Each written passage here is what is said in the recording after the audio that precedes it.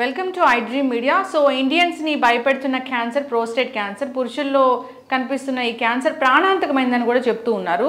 So దీని గురించిన పూర్తి వివరాలు తెలుసుకుందాం. ఈరోజు మనతో పాటు ఉన్నారు ప్రముఖ సర్జికల్ ఆంకాలజిస్ట్ మోహన్ వంశీ గారు. డాక్టర్ గారు నమస్తే అండి. నమస్తే అండి. డాక్టర్ గారు, ప్రోస్టేట్ క్యాన్సర్ పురుషుల్లో ఎక్కువగా వస్తుంది, ఇది ప్రాణాంతకమైంది, ఇండియన్స్లోనే ఎక్కువగా కనిపిస్తుంది, చిన్న వయసులో వస్తుందని చెప్తున్నారు. అసలు ఏంటి డాక్టర్ గారు ఇది? ప్రాస్టేట్ క్యాన్సర్ అనేది పురుషుల్లో సామాన్యంగా చూస్తుంటామండి. యూరినరీ బ్లాడర్ కింద ప్రాస్టేట్ అనే ఒక ఆర్గన్ ఉంటుందండి. ఆ ప్రాస్టేట్ ఆర్గన్లో వచ్చే క్యాన్సర్నే ప్రాస్టేట్ క్యాన్సర్ అంటాం.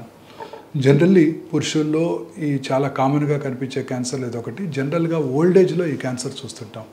యంగ్ ఏజ్లో ఈ క్యాన్సర్స్ ఎక్కువగా కనబడుతుంటాం, ఓల్డ్ ఏజ్లో ఎక్కువగా చూస్తుంటాం.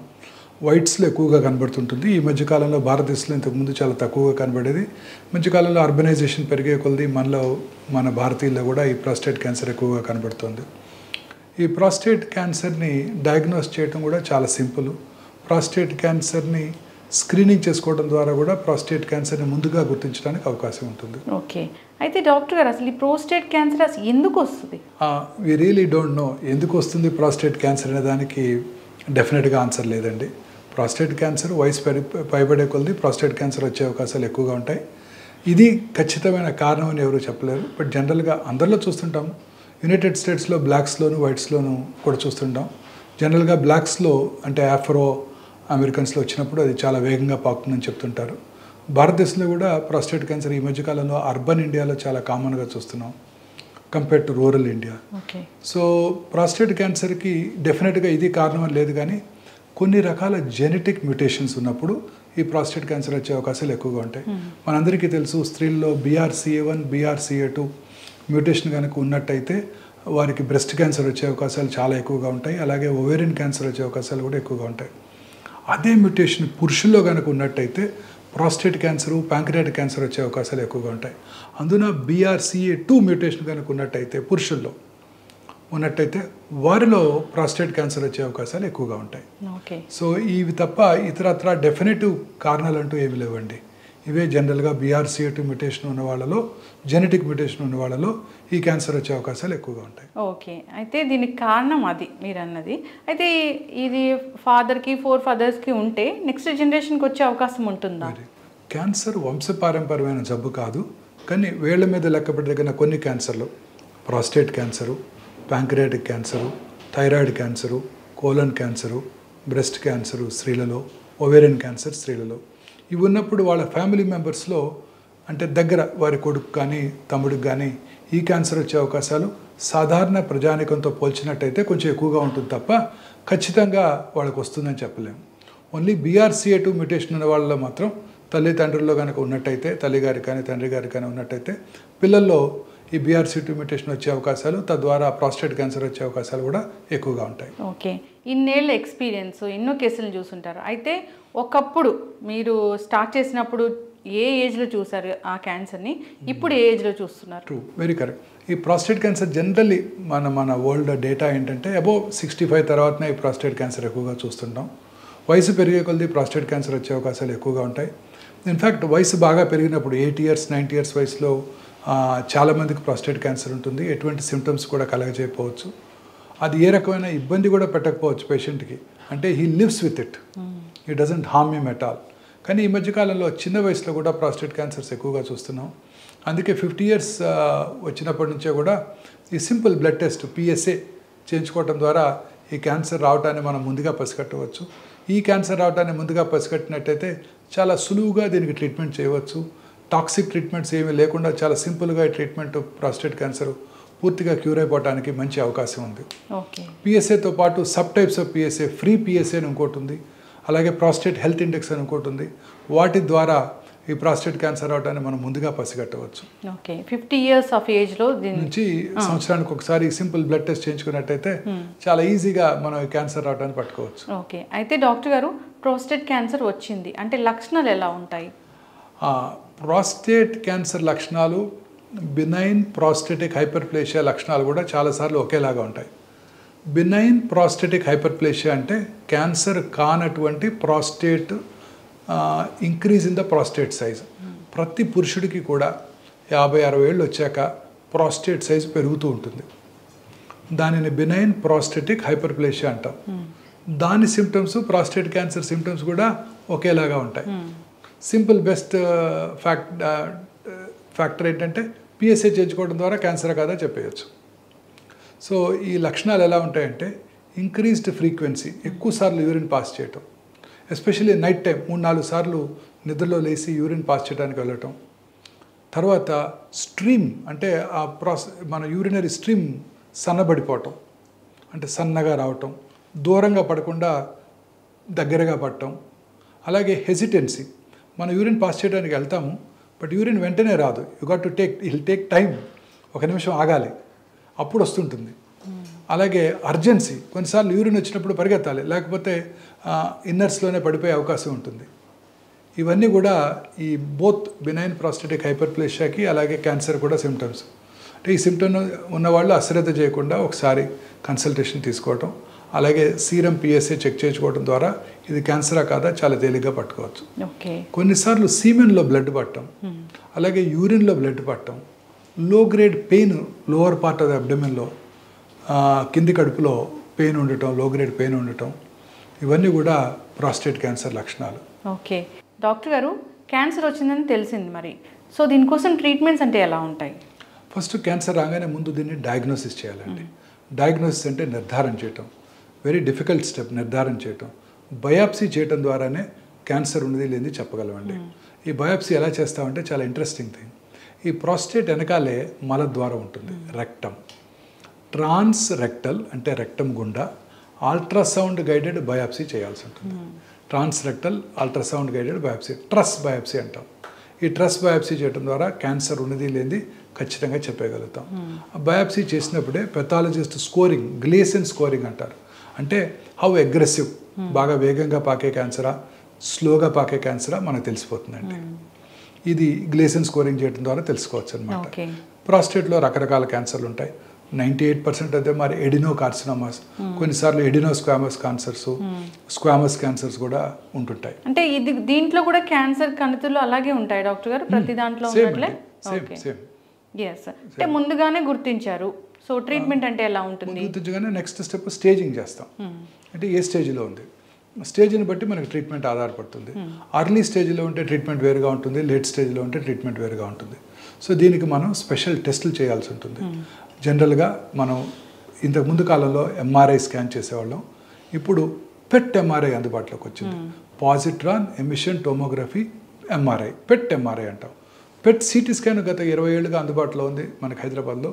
ఈ ప్రాస్టేటు పెల్విక్ ఆర్గన్స్లో MRI is far superior to PET CT scan.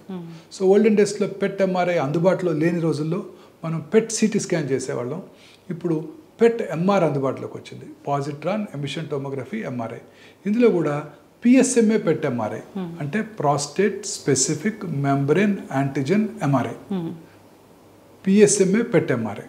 ఈ పిఎస్ఎంఏ పెట్ ఎంఆర్ఐ చేయడం ద్వారా ట్యూమరు లోకల్గా ఎంతవరకు పాకింది, 1 లోబు 2 లోబ్స్ ఉంటాయి ప్రాస్టేట్ బ్లాడర్ కింద, రైట్ లోబ్లో ఉందా, లెఫ్ట్ లోబ్లో కూడా ఉందా, ప్రాస్టేట్ యొక్క క్యాప్సూల్ నుంచి బయటకు వచ్చేసిందా, ఆ ప్రాస్టేట్ క్యాప్సూల్ నుంచి బయటకు వచ్చి బ్లాడర్, యూరినరీ బ్లాడర్ కిందే ఉంటుంది, బ్లాడర్లోకి ఏమైనా వెళ్ళిందా, పక్కనున్న సెమినల్ వెసికల్స్కి ఏమైనా వెళ్ళిందా, అలాగే శరీరంలో ఇతర భాగాలకి ఎక్కడికన్నా పాకిందా. కామన్గా ఇది బోన్స్కి పాకుతుంది for unknown reasons. Prostate cancer olden డేస్లో ఈ PET scan, PET CT, PET MRI అందుబాటులో లేనప్పుడు ఎంఆర్ఐ స్కాన్ చేసేవాళ్ళం, బోన్ స్కాన్ చేసేవాళ్ళం. ఇప్పుడు పెట్ సిటీ, పెట్ ఎంఆర్ఐ అందుబాటులోకి వచ్చాక పెట్ ఎంఆర్ఐ చేయడం జరుగుతుంది. ఈ పిఎస్ఎంఏ పెట్ ఎంఆర్ఐ చేయడం ద్వారా బాడీలో ఉన్న 206 బోన్స్లో ఎక్కడికన్నా పాకిందా, అలాగే లంగ్స్కి కానీ లివర్కి కానీ, పొట్టలో ఉన్న లింఫ్ నోడ్స్, అలాగే పెల్విస్ కింది పొట్టలో ఉన్న లింఫ్ నోడ్స్కి ఏమైనా పాకిందా లేదా మనం యాక్యురేట్గా తెలుసుకోవడానికి అవకాశం ఉంది.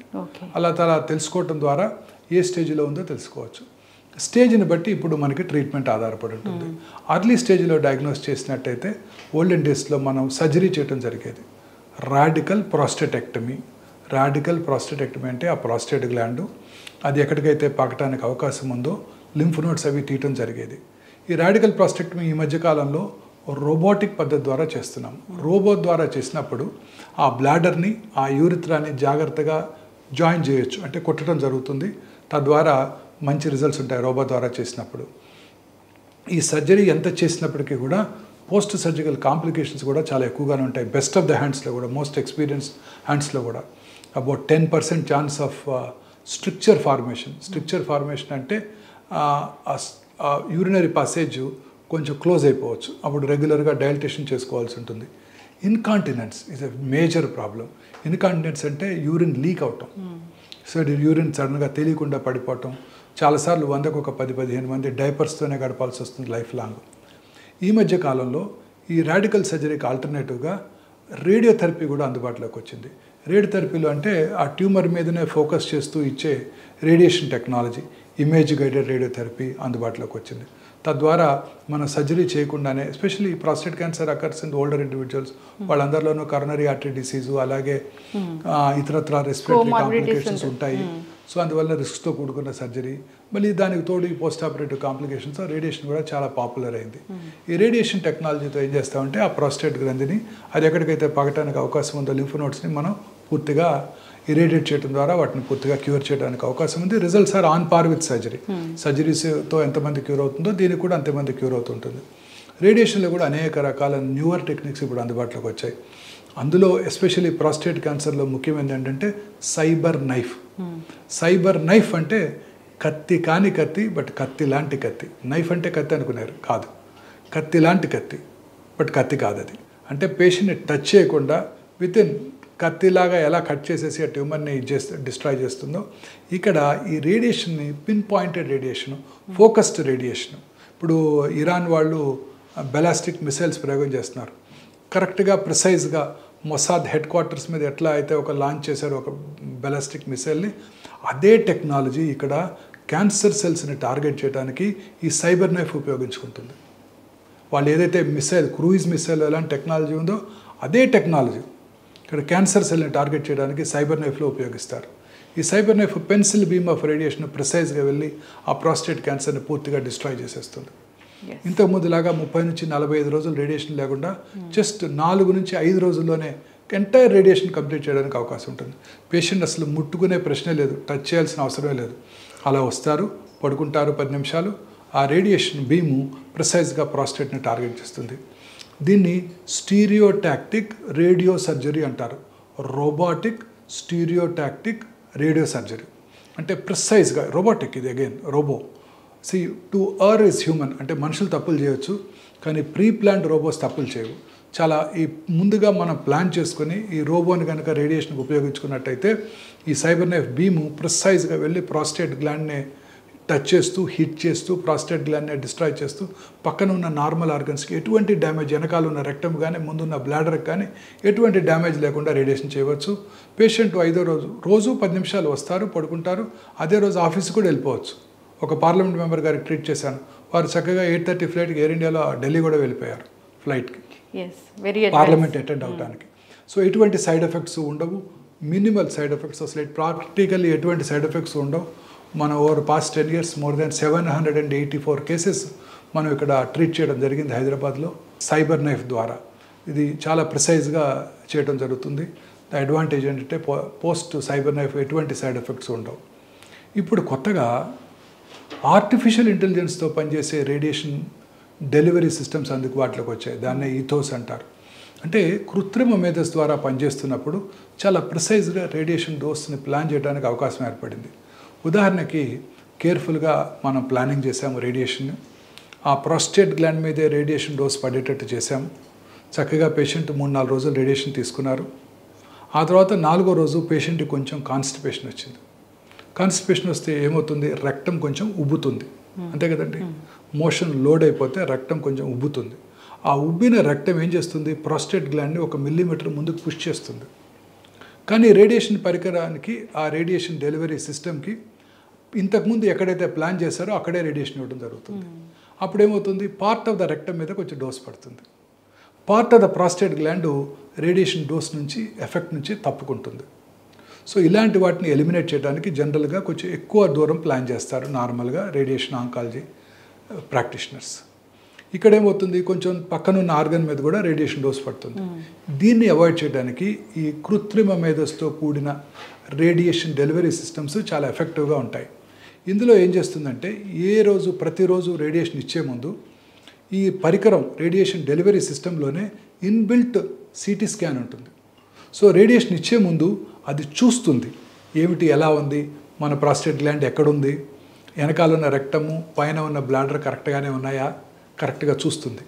ఒకవేళ ఏమైనా ఆల్టరేషన్, ఏమైనా చేంజెస్ ఉంటే, రెక్టమ్ ఉబ్బినట్టు ఉండటమో లేకపోతే బ్లాడర్ ఫుల్ అయి ఉండి ప్రాస్టేట్ని కొంచెం కిందకి పుష్ చేయటమో జరిగినట్టయితే ఇది గమనిస్తుంది, చూస్తుంది, తనకున్న కృత్రిమ మేధస్సుతో ఆలోచిస్తుంది.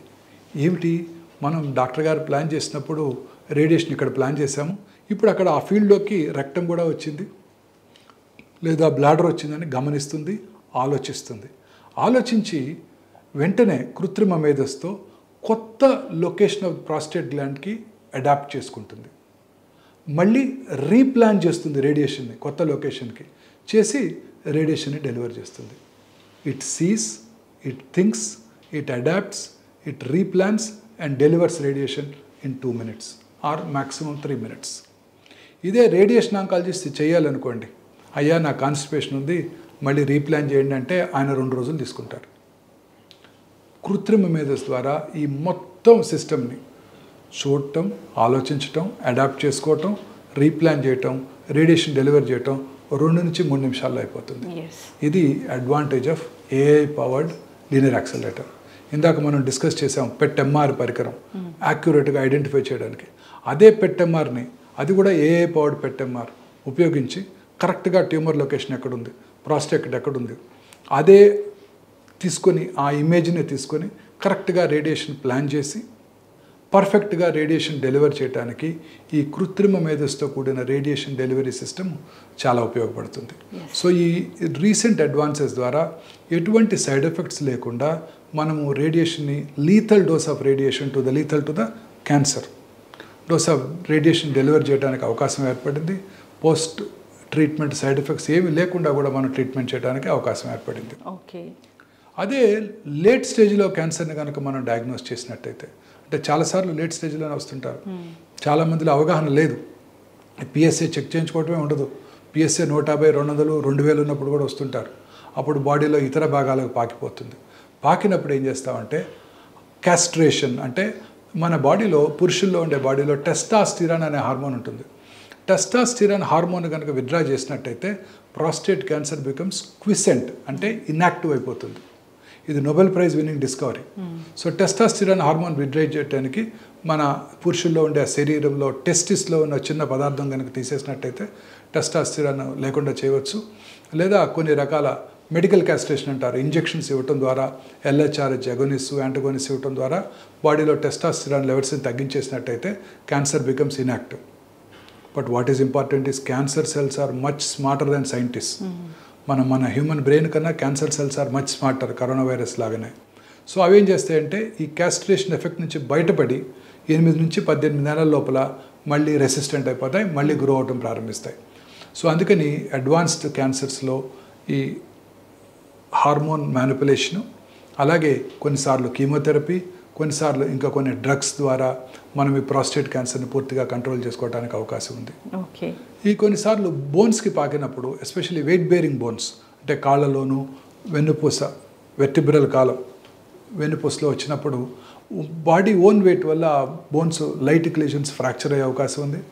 వాళ్ళకి ఆ బోన్స్ కూడా కొంచెం రేడియేషన్ ఇవ్వటం ద్వారా మనము ఆ బోన్స్ ఫ్యూచర్లో ఎరగకుండా మనం చూసుకునే అవకాశం ఉంటుంది. ఎస్, ఖచ్చితంగా డాక్టర్ గారు. సో ఇది తగ్గిపోయింది, పూర్తిగా తగ్గిపోయింది, ట్రీట్మెంట్ అయిపోయింది, అయినా కానీ మందులు వాడాల్సిన అవసరం ఉంటుందా? తప్పనిసరిగా అండి. చాలా కాలం 2-3 సంవత్సరాల పాటు ఈ మందులు వాడుకోవాల్సి ఉంటుంది. ఆ తర్వాత కూడా రెగ్యులర్ చెకప్ చేసుకోవాల్సి ఉంటుంది. రెగ్యులర్ చెకప్ చేసుకోవడం ద్వారా క్యాన్సర్ రావడాన్ని తిరిగి పట్టుకోవడానికి అవకాశం ఉంటుంది. మనకి PSMA PET-MR చాలా యూస్ఫుల్గా ఉంటుంది. క్యాన్సర్ ఒకసారి PSA కనుక పెరిగినట్టయితే PSA రెగ్యులర్గా మానిటర్ చేసుకోవాల్సి ఉంటుంది. PSA పెరిగినట్టయితే మనము వెంటనే మళ్ళీ టెస్టులు చేసుకోవడం ద్వారా ఎక్కడ పెరిగింది, ఎందువల్ల పెరిగింది, వచ్చిన లొకేషన్ బట్టి ఫర్దర్ ట్రీట్మెంటు, కీమోథెరపీ, రకరకాల కీమోథెరపీ డ్రగ్స్, ఇప్పుడు అనేక రకాలైన మోనోక్లోనల్ యాంటీబాడీస్ కూడా అందుబాటులోకి వస్తున్నాయి. ప్రాస్టేట్ క్యాన్సర్ పేషెంట్స్కి BRCA1, BRCA2 టెస్ట్ చేసుకొని కొన్ని రకాల TKAs అంటారు, టైరోసిన్ కైనేజ్ ఇన్హిబిటర్స్, ఓలాపారిబ్ అనే ట్యాబ్లెట్స్ కూడా ఇవ్వడం జరుగుతూ ఉంటుంది, ఎస్పెషల్లీ అడ్వాన్స్డ్ క్యాన్సర్స్లో. ఏదేమైనప్పటికీ కూడా ఈ హార్మోనల్ మ్యానిపులేషను, ఈ సింపుల్ ట్రీట్మెంట్ రేడియేషను, అలాగే low dose chemotherapy plus steroids, తర్వాత టీకేఐస్, వాటి ద్వారా లైఫ్ని సిగ్నిఫికెంట్గా పొడిగించుకోవడానికి అవకాశం ఉంటుంది. ఎస్, ఖచ్చితంగా డాక్టర్ గారు చాలా చక్కటి ఇన్ఫర్మేషన్ అండి. సో చాలా అడ్వాన్స్ టెక్నాలజీ ఉంది. ఏఐ టెక్నాలజీ ద్వారా దీన్ని పూర్తి స్థాయిలో దీన్ని తగ్గించవచ్చు, క్యూర్ చేయొచ్చు. సో ఇబ్బంది పడుతున్న వాళ్ళు కాంటాక్ట్ చేయాలని కోరుకున్నాం. చక్కటి ఇన్ఫర్మేషన్ డాక్టర్ గారు, ధన్యవాదాలు. నమస్తే అండి.